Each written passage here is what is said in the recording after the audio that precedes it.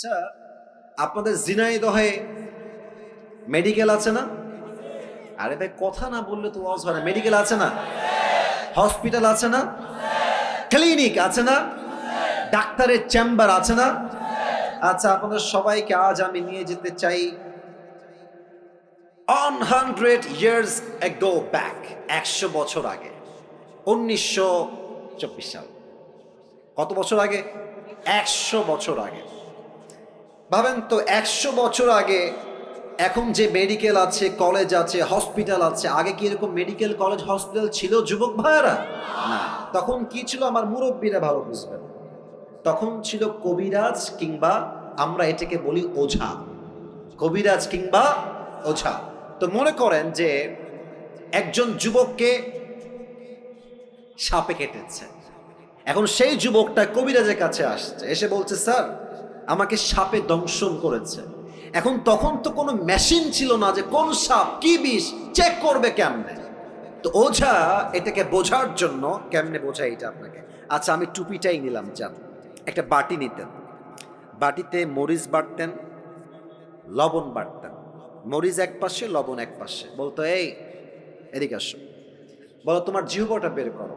জিহ্বাটা বের করতো, লবণটা দিত, মরিচটা দিত তার জিহ্বার উপরে, বলতো হাউ ইট টেস্ট, এটা সাপ কেমন আমাকে বলো।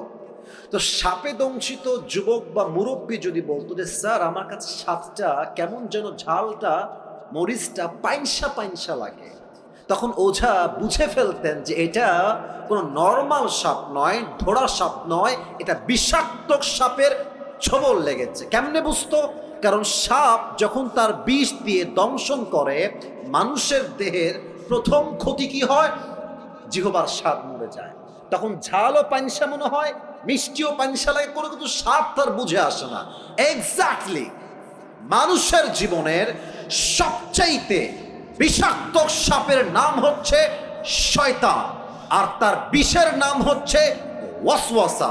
মানুষ যখন শয়তানের ওয়াসওয়াসায় পড়ে যায়, সাপে কাটলে যেমন জিহ্বার স্বাদ মরে যায়, শয়তানের ওয়াসওয়াসায় পড়লে ইমানের স্বাদ মরে যায়। তখন কি হয়? বোরকা পড়তেও ভাল লাগে, পার্কে গিয়ে প্রেম করতেও ভাল লাগে। তখন কি হয়? তখন দাড়ি রাখতেও ভাল লাগে, জুব্বা পড়তেও ভাল লাগে, মসজিদের সভাপতি হতেও ভাল লাগে, সুদের ব্যবসা করতেও ভাল লাগে। অসুস্থ আপনার, তখন ভালো কোনটা খারাপ কোনটার বুঝে আসে না। কথা বোঝেন নাই মনে হয় আপনারা। আমি আবরারুল হক আসিফ, আমার যদি ওয়াজ করতেও ভাল লাগে, আবার যদি আমার সুদ খাইতেও ভাল লাগে, ঘুষ খাইতেও ভাল লাগে, আমাকে বুঝতে হবে আমার আত্মা সুস্থ আত্মা নয়, আমার আত্মা অসুস্থ আত্মা। ঠিক কিনা বলে? আচ্ছা, এটা হচ্ছে অসুস্থ আত্মা। আর থার্ডটা খুবই ডেঞ্জারাস। এটা বলতে গেলে আমার নিজের মধ্যেই কম্পন তৈরি হয়ে যায়, আমি আপনাকে কি বলবো। কারণ এটা আসলে, আমি আসিফের কথা হলে আপনি ভয় পেতেন না যে আসিফ হুজুর বলছে, এটা মিথ্যাও হতে পারে, not a big deal, let's take it out, বাদ এটা। কিন্তু আমার কথা না, যে এটা তো আল্লাহর কথা, এটা তো আমার কথা না, এটা আল্লাহর কথা। আল্লাহ বলছে যাদের হৃদয় মরে গেছে, অসুস্থ নয়, মৃত আত্মা, এরা কারা? আল্লাহ বলছেন উলাইকা কাল আনআম। এতটুকুই শেষ নয়, বাল হুম আল্লাহ, আল্লাহ বলছে এরা কুকুরের চাইতে খারাপ। আপনি আমি কুকুরের চাইতে খারাপ, আল্লাহ বলছে। আচ্ছা বলেন এবার, এই পৃথিবীতে সবচেয়ে সৃষ্টির সেরা জীব কারা? আমি শুনি না, বলেন সবাই কারা? আমরা হলাম আশরাফুল মাখলুকাত, বেস্ট অফ দ্য বেস্ট। সেরার সেরা হচ্ছে মানুষ। আবার এই মানুষকেই আল্লাহ তাআলা বললেন তোমরা কুকুরের চাইতে খারাপ। এই ব্যাখ্যাটা আমার তাফসীরটা প্রথমে বুঝে আসে নাই। তো আমি সেই দিন ঢাকায় যাচ্ছিলাম, আমার ঢাকায় একটা কাজ ছিল জরুরি। তো আমি এমনি গাড়িতে শুয়েছিলাম, এমনি হেলান দিয়ে বসে আছি, ইউটিউবে ঢুকলাম যে দেখি ইউটিউবে কি পাওয়া যায়। হঠাৎ করে আমার সামনে একটা ওয়াজ আসলো, লেখা ছিল ময়মনসিংহের মাটিতে সাইদি হুজুরের তাফসির। ভাবলাম যে কি করব, বসে বসে সাইদি সাহেবের তাফসিরটা শুনি। তো তিনি এই আয়াতের একটা চমৎকার ব্যাখ্যা দিলেন, আমি জাস্ট আয়াতের ব্যাখ্যাটা কোট করছি। উনি বললেন, দেখেন তো এখন বাজে রাত 11:30, মনে করেন আমি 10:30 ওয়াজ শুরু করেছি। তো যখন 12টা বাজবে আপনি বাসায় যাবেন, এই যে আপনাদের গলিগুলো আছে, এই রাস্তায় কিছু কুকুর থাকে না, কথা বলে, কিছু কুকুর থাকে না? একা গেলে বুঝবেন যে বাস কারে কয়। আমি দেখেছি একা থাকলে কুকুরদের ভাবই বেড়ে যায় আলাদা, এমন একটা ভাব মনে খেয়েই ফেলবে আমাকে, ঠিক কিনা বলেন? তো দেখেন আমার দুই হাত দেখেন, আমার এটা হচ্ছে লাইট, এই যে রড বাল্ব দেওয়া আছে লাইট, আর আমি আছি এখান থেকে আরো 10 হাত পেছনে। ভাই আমার কথা একটু বুঝে শুনুন, আপনাকে ঠিক বেঠিক বলতে হবে না, আপনি আমার কথা বোঝেন। I think that is most important, এটা বুঝলেই হবে। এটা হচ্ছে লাইট, আমার চেহারা এখন দেখা যায়। আমি যদি 10 হাত পেছনে অন্ধকারে চলে যাই, আমার চেহারা কি দেখা যাবে? দেখা যাবে। রাত বাজে 1টা, আমি আসিফের একটা কুত্তা আছে, কুকুর আছে, তার নাম হচ্ছে টমি। তার নাম কি? খুব বুঝবেন। তা আমি 10 হাত দূরে আছি, রাত বাজে 1টা, আমার বাড়ি হচ্ছে গেট এখানে। তো টমি দেখছে যে someone is coming from outside, রাত বাজে 1টা, কেউ মনে হয় দূর থেকে বাসার দিকে আসছে। টমি ভাববে হয়তো চোর আসছে, খেউ খেউ খেউ খেউ খেউ শুরু করে দিবে। আমি কিন্তু মালিক, সে ভেবেছে চোর, কেন? অন্ধকার। বাট আমি যখন আসিফ আস্তে আস্তে হাঁটতে হাঁটতে হাঁটতে লাইটের নিচে আসবো, আমার চেহারা ক্লিন হয়ে যাবে, দেখা যাবে। দেখবেন খেয়াল করে, কুকুর মালিককে দেখার পরেই সাউন্ডটা ডাউন হয়ে যায়, আর সামনে এসে সে তার মাথাকে ঝুঁকিয়ে মালিকের পায়ের কাছে নত করে সে তার ভাষায় বলে, I am extremely sorry sir, আমি আপনাকে আসলে প্রথমে চিনতে পারি নাই। কথা ঠিক আছে কিনা বলে? এবার বলেন, এই যে কুকুরটা এত নত, এতটা আনুগত্যশীল কেন? আপনি জাস্ট তাকে একটা পাউরুটি দিয়েছেন, অথবা পানি দিয়েছেন, অথবা কখনো সে খুব ক্লান্ত ছিল, একটা আপনি শীতকালে একটা বস্তা দিয়েছেন, এতটুকুই তো। আপনি তো কুকুরকে BMW দেন নাই, আপনি তো কুকুরের বিয়ে দেন নাই, ওকে তো বাড়ির ভেতরে এসে জায়গা দেন নাই, জাস্ট একটা পাউরুটির জন্য। একটা পাউরুটি দিবেন, নদীতে লাফ দিবেন, দেখবেন কুকুর একটা পাউরুটির জন্য এত কৃতজ্ঞ হয়ে যায়, মালিক নদীতে ঝাঁপ দিলে কুকুর নদীতে ঝাঁপ দিতে বাধ্য হয়ে যায়। যুবক ভাড়া, ঠিক কিনা বলো? আল্লাহ বলছেন, ইস রে, একটা কুকুর সামান্য একটা টুকরা পাউরুটি পেয়ে মালিককে কি চিনা চিনলো, পিছাই ছাড়লো না। আর তোকে আমি আল্লাহ নাক দিলাম, চোখ দিলাম, কান দিলাম, ঠোঁট দিলাম, অক্সিজেন দিলাম, শ্বাস দিলাম, বউ দিলাম, বাচ্চা দিলাম, সম্মান দিলাম, টাকা দিলাম, বাড়ি দিলাম, গাড়ি দিলাম, সব আমি দিলাম। আর এই মানুষ নিমক হারাম সব চিনলো, টাকা চিনলো, বাড়ি চিনলো, বউ চিনলো, মা চিনলো, বাপ চিনলো, স্ট্যাটাস চিনলো, সম্মান চিনলো, এডুকেশন সব চিনলো, বাট যে মালিক তাকে এত কিছু দিল, সে মালিককে সে চিনতে পারলো না। কুকুর একটা পাউরুটি পেয়ে মালিককে চিনতে ভুল করে নাই, আর মানুষ এত কিছু পেয়েও মালিককে চিনতে পারে নাই। আল্লাহ বলছেন, এই মানুষ কুকুরের চাইতে নিকৃষ্ট হয়ে গিয়েছে, ঠিক কিনা? দেখেছেন আমাদের কথার গভীরতা কত বেশি? আল্লাহ এমনি বলে না যে আমরা কুকুর যে খারাপ, আল্লাহ এমনি বলেন না, আল্লাহ বুঝেই বলেছেন। তবে হ্যাঁ, একদিন আপনি ভালো হয়ে যাবেন। একটা কথা মনে পড়ে গেল যে আউট অফ কোরআন হাদিস বলা যাবে? কথা কি বলা যাবে না? এটা কিন্তু কোনো আয়াতের ব্যাখ্যা না, আমি জাস্ট বোঝাবার স্বার্থে বলছি। এই দেখেন যুবক যেগুলো বসে আছে না, অনেকগুলো যুবক এখানে আছে, দেখেন বলবেন এই চল নামাজে চল, দেখবেন একটা কমন ডায়লগ যুবকরা দেয়, প্যান্ট খারাপ। আসলে প্যান্ট না, ওর চরিত্রই খারাপ। তো এরা নামাজি কবে হবে? দেখবেন যখন মুরব্বী হয়ে যাবে। অনেক মুরব্বী দেখবেন যুবক বেলায় বদমাইশের বদমাইশ, বাট বড় হয়ে গেলে, মুরব্বী হয়ে গেলে হজ করে এসে আল্লাহওয়ালা হয়ে যায়। এরকম লোক আছে না এই বাংলাদেশে? তো তোমরা যে ঠিক হবে একটা বোঝাবার সাথে এক্সাম্পল দিচ্ছি। ওই এক ব্যাঙে আর এক সাপে ছিল খুব গলায় গলায় বন্ধুত্ব। তো একদিন ব্যাঙ সাপকে বলছে যে, বন্ধু তোমার যে চেহারা, জাস্ট ওয়াও, এত সুন্দর চেহারা, আর তোমার যে গায়ের রং ব্ল্যাক কালার, জাস্ট ওয়াও, আর তুমি যখন এমনি ফনা তুলো, ফস ফস ফস ফস করো, just looking like a wow, অসাধারণ বন্ধু। তো সাপ বলছে, কি রে, আমি কি সত্যি এত সুন্দর নাকি রে? লজ্জায় মাথা নত হয়ে গেছে, খুব লজ্জা পাচ্ছে, খুব খুশি হয়েছে সাপটা ব্যাঙের মুখে এত প্রশংসা। তো ব্যাঙ প্রশংসা করতে করতে বলছে যে, বন্ধু সবই ঠিকঠাক আছে, তবে তোমার একটা বিষয় আমার মোটেও ভালো লাগে না। সাপ বলছে, কি রে, কোন বিষয়? বলছে, বন্ধু তোমার চেহারাও সুন্দর, রঙও সুন্দর, ফসফসও ঠিকঠাক আছে, বাট যখন তুমি রাস্তা দিয়ে হাঁটো সোজা হয় না, তিরিং বিরিং করে হাঁটো, এটা ভালো লাগে না। তো সাপ বলছে, বেয়াদব, এত বড় সাহস, তুই আমার ভুল ধরিস? এমনি ফস করে উঠছে। এখন ব্যাঙ বলছে, ও বাবা, এত প্রশংসা করলাম, একটাও গায়ে লাগলো না, একটা বদনাম করলাম, গায়ে লেগে গেল। বন্ধু, তুমি তো লোক বেশি সুবিধার না গো। এক লাফ দিয়ে পড়ছে পুকুরে। আর সাপ যে ফস করে উঠেছে, পাশে ছিল এক রাখাল। রাখাল কয়, কিডারে ওখানে, কিডারে, দৌড় দিয়ে আসছে, দেখছে মাশাআল্লাহ সাপ মামা এমনে আছে। আর রাখালের হাতে ছিল বিশাল লম্বা একটা লাঠি। বিসমিল্লাহ বলে ওখানেই শুরু। মা এমন মার দিয়েছে, 5 মিনিটে সাপ সোজা হয়ে গেছে। এখন 2 ঘন্টা হয়ে যায়, সাপের কোনো ফসফস নাই। ব্যাঙ বলে, কি ব্যাপার বন্ধু আমার, কই গেল, ফসফস নাই কেন? উঠে আসছে, বন্ধু কোথায়? এসেই দেখছে বন্ধু তো আর বেঁকা নাই, বন্ধু সোজা হয়ে গেছে। আরে আমার বন্ধু সোজা হইল কেমন? দৌড় দিয়ে কাছে গেছে, দেখছে বন্ধু আর জিন্দা নাই, বন্ধু মরে ফেনা মেনা বিষ সব বের হয়ে গেছে। এবার ব্যাঙ বলছে, বন্ধু আপনি সেই সোজা হইলেন, তবে ফেনা থাকতে আর সোজা হইতে পারলেন না, ফেনা বের হয়ে সোজা হইলেন।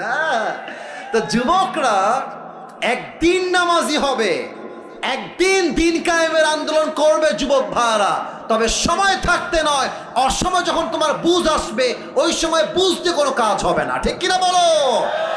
This is the right time. ভালো হতে চাইলে এখনই ভালো হয়ে যাও। যুবক বয়সে যে ভালো, সে আল্লাহর সবচাইতে কাছের প্রিয় বান্দা হয়ে যায়। সুবহানাল্লাহ। তাহলে 1 নাম্বার, সবাই ডান হাতটা এখানে দেন, সবাই দাঁড়ায় থাকা ভাইরাও দেন। 1 নাম্বার আমলটাকে মুখস্থ করেন। 1 নাম্বার আমল, আমি জাস্ট জিজ্ঞেস করবো, আপনারা এক শব্দ উত্তর দিবেন। 1 নাম্বার আমল, কিসের শুদ্ধি লাগবে? আত্মা। বলেন সবাই, কিসের শুদ্ধি লাগবে? 1 নাম্বার কি কথা বোঝা গেছে নাকি যায় নাই? এবার হাত নামা।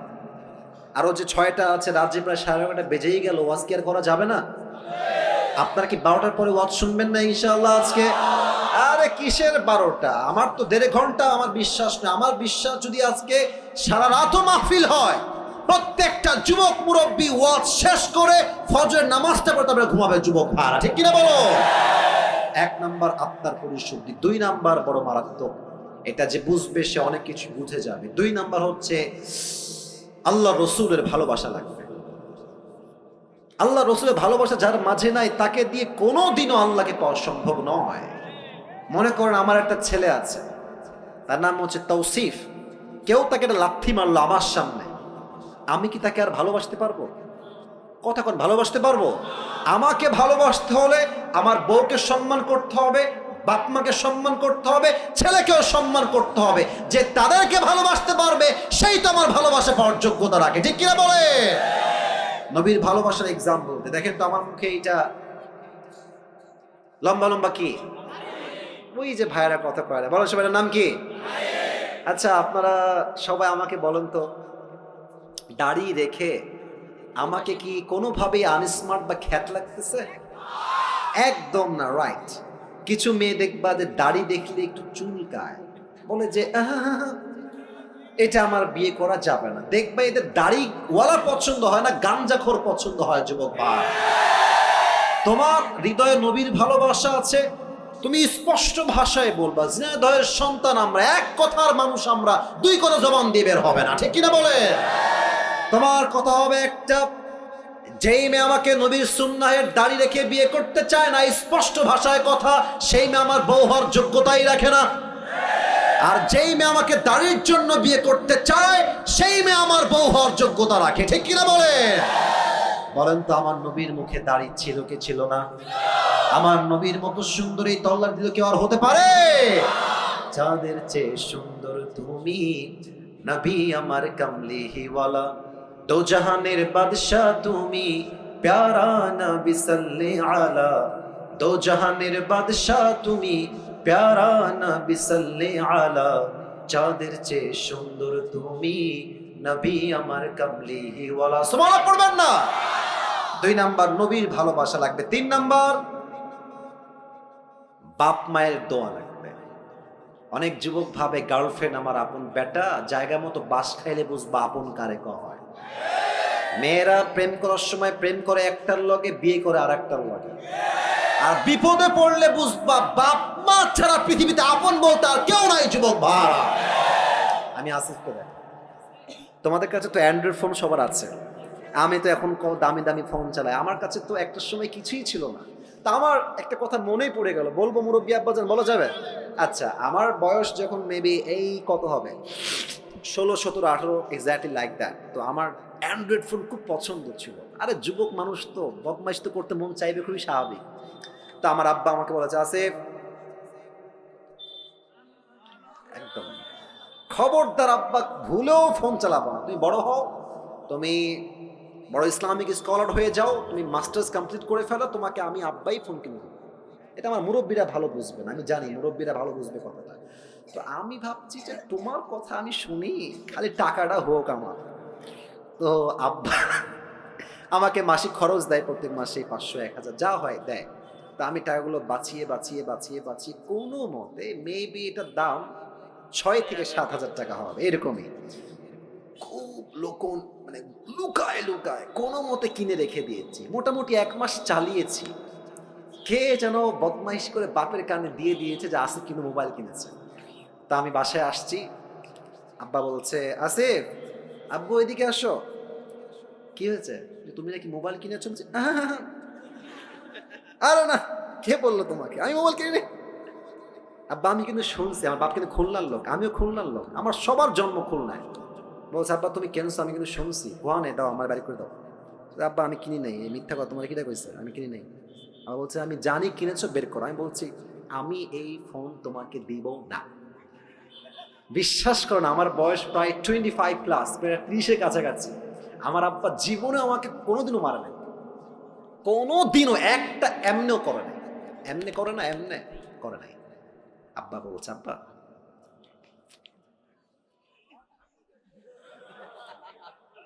আব্বা বলে দাও, আমি বলি হবে না।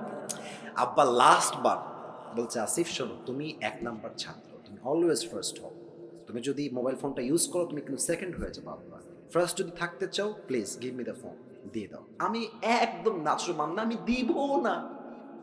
আমি বাড়ি থেকে বের হয়ে বাইরে চলে আসছি অজুখানা। আমার বাসা হচ্ছে মসজিদ, এইটা বাসা অ্যাটাচড। আমার আব্বা মসজিদের খতিব, ইমাম, দুইটা একসাথে। তো আমার আব্বা বাড়ি থেকে বাহিরে চলে আসছে, আব্বা মোবাইলটা দাও, চলো আমরা একসঙ্গে খানা খাই। মোবাইল কিন্তু আমার পকেটেই আছে। আমি বলছি, নাই দাও দাও, দিব না। এই যে দিব না, মার এমন মার দিয়েছে, আমি একটা থাপ্পড় উল্টে পড়ে গেছি। আমাকে থাপড়াইতে থাপড়াইতে বাড়িতে নিয়ে গেছে। এই চল! আমি তো টের পাচ্ছি না, কিরে হইল কি আমার সাথে এটা, কারণ জীবনে মার খাই নাই, তো এই প্রথম মার খাইতেছে জীবনে। মারতে মারতে বাড়ি পর্যন্ত আমাকে নিয়ে গেছে।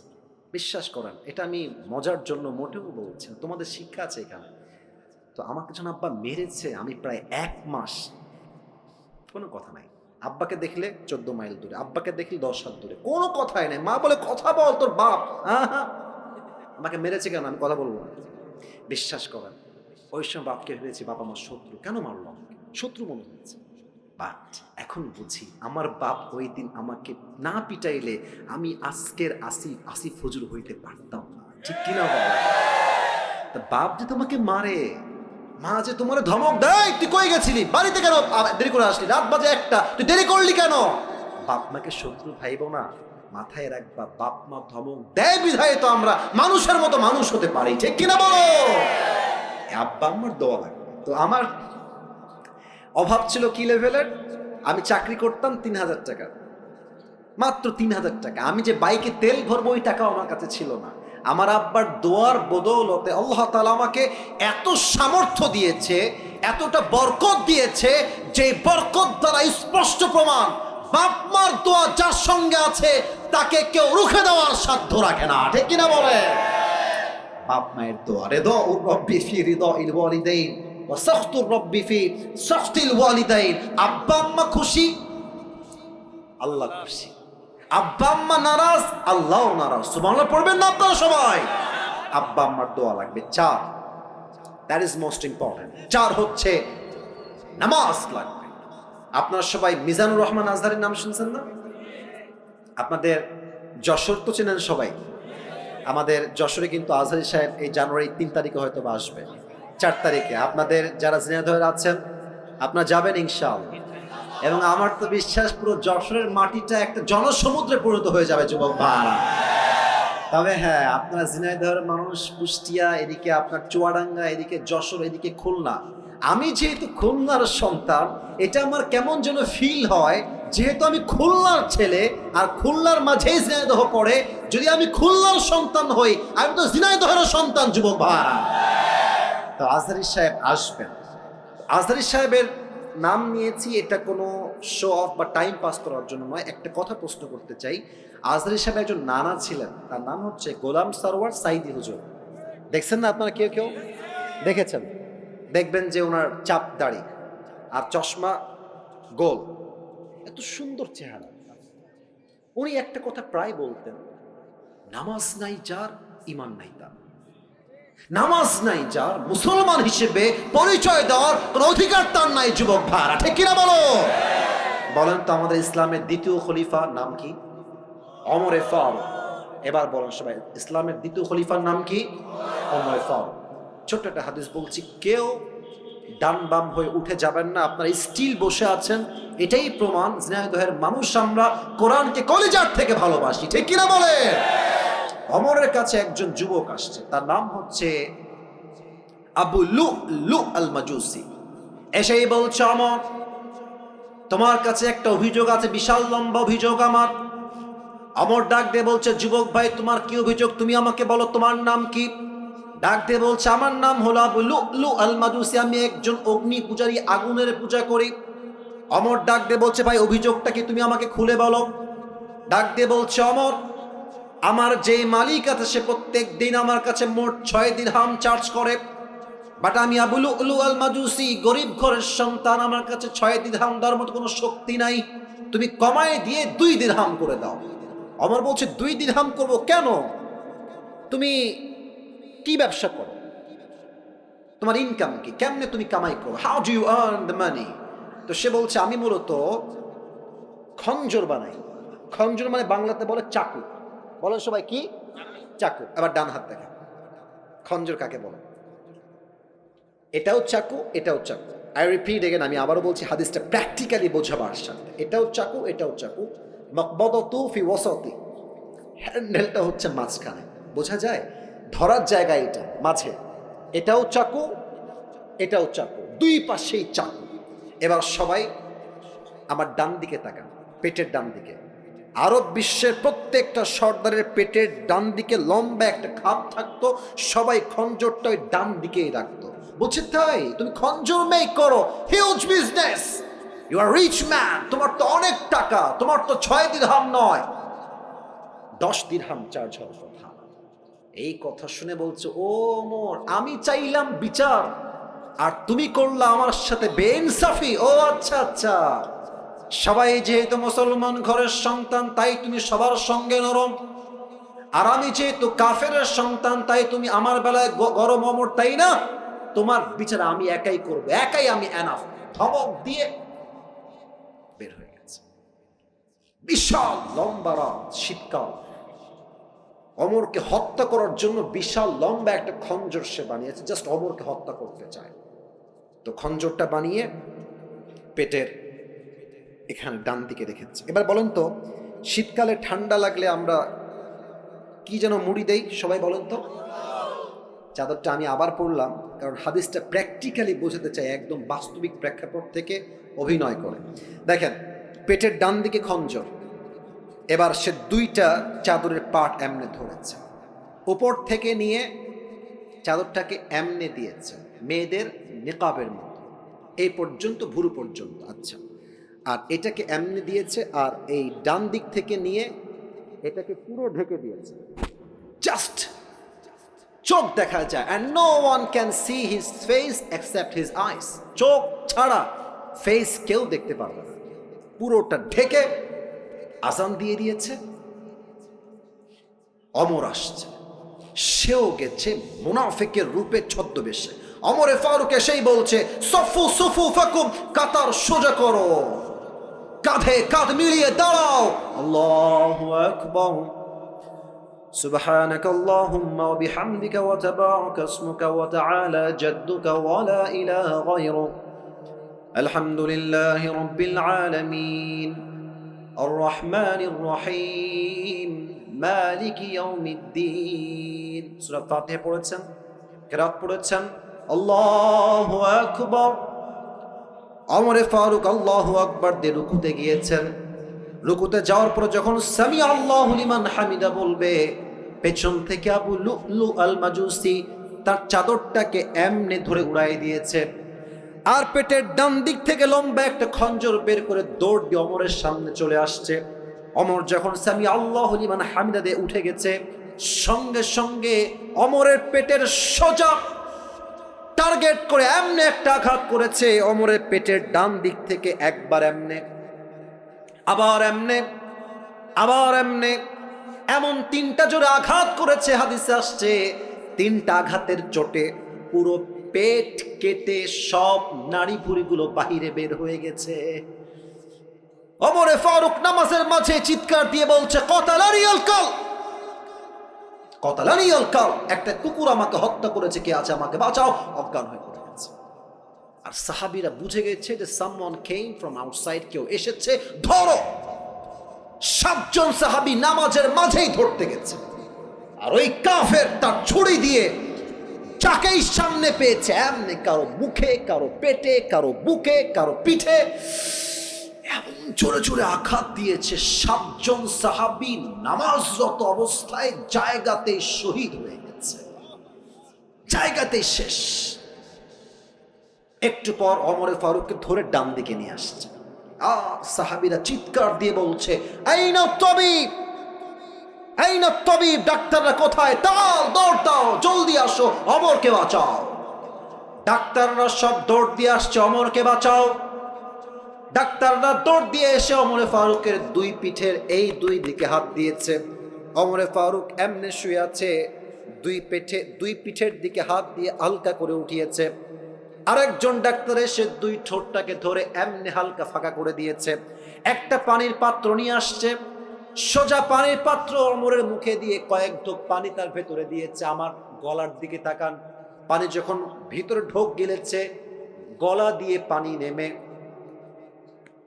বুক পর্যন্ত আসছে, বুক থেকে পানি নেমে পুরো পেট এমন ভাবে কেটে গেছে, একদম নাড়ি ভুঁড়িগুলো বের হয়ে পুরো গোস্ত হা হয়ে আছে। গলা দিয়ে পানিগুলো নেমেছে, বুক দিয়ে নেমেছে। তারা ভেবেছে সব পানিগুলো ভেতরে গিয়ে হজম হয়ে যাবে, ওমরে ফারুক আবার জীবিত হবে, আবার চোখ খুলবেন। সবগুলো পানি বুক দিয়ে নেমে পুরো পেট কেটে গলগল গলগল করে বাহিরে বের হয়ে গেছে। সব পানি এপার দিয়ে গলগল করে বাহিরে বের হয়ে গেছে। সাহাবীরা এই দৃশ্য সচক্ষে দেখে they were surprised, অবাক, এটা কি দেখলাম? ডাক্তাররা বলছে পানি দিয়ে কাজ হবে না, দুধ নিয়ে আসো। সব সাহাবী দৌড় দিয়ে গিয়ে দুধ নিয়ে আসছে। ওমরে ফারুককে পেছন দিক থেকে হালকা উঠিয়েছে, দুধ দিয়েছে। দুধটা গলা দিয়ে নেমে বুক দিয়ে নেমে পুরো পেট কেটে সবগুলো দুধ গলগল করে বাহিরে বের হয়ে গেছে। এই দৃশ্য দেখে ডাক্তাররা বলছে মাফ করে দিবেন, আর সম্ভব না, ওমর হয়তো বা শেষ, হয়তো সে আর কখনোই চোখ খুলবে না।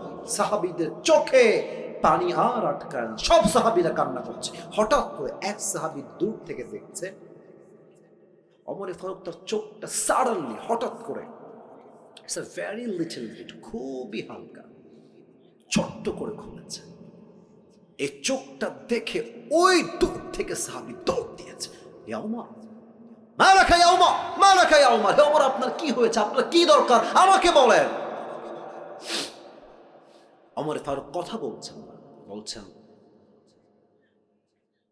তোমার ঠোঁট না কানটা আমার ঠোঁটের কাছে নিয়ে আসো। ওই সাহাবী দৌড় দিয়ে কানটা ওমরের ঠোঁটের কাছে নিয়েছে। আর সে ভাবছে হয়তো আমাকে শেষ কথা বলবে, এই সাহাবী খবরদার আমার রাজ্য দেখে রেখো। বউ দেখে রেখো, সন্তান দেখে রেখো। হি ওয়াজ থিংকিং লাইক দ্যাট। তার চিন্তাই ছিল এইটা যে ওমর আমাকে শেষ কথা এটাই ওসিয়ত করবে।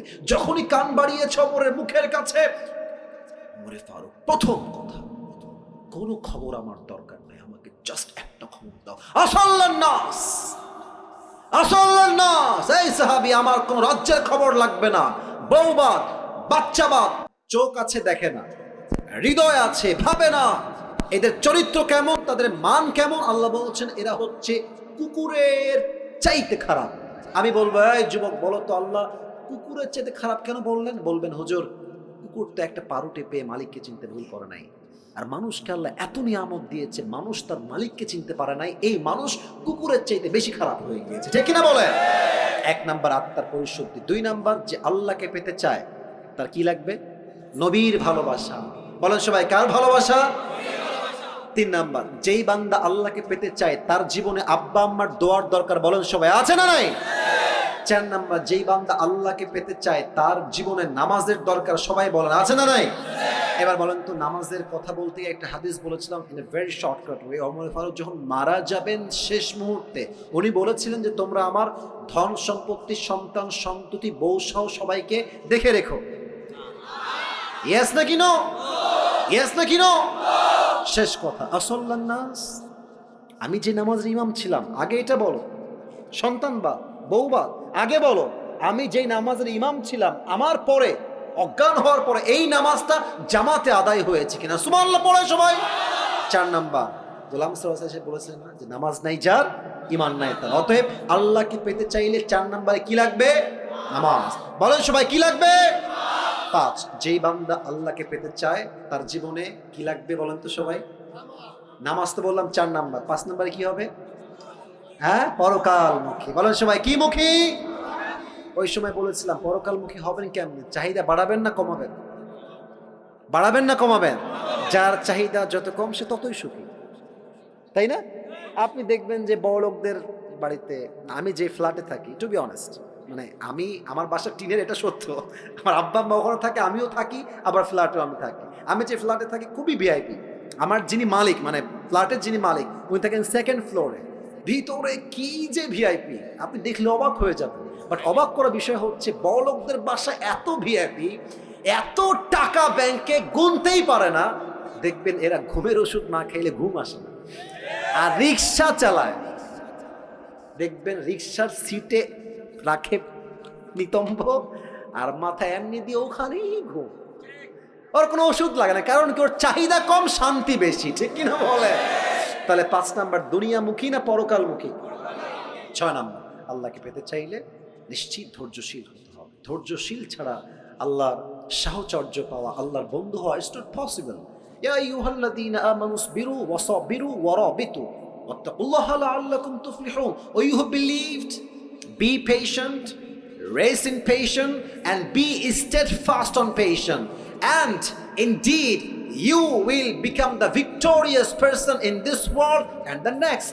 আল্লাহ বলছে ধৈর্যশীল হও, ধৈর্যের ব্যাপারে প্রতিযোগী হয়ে যাও এবং ধৈর্য অবিচল থাকো।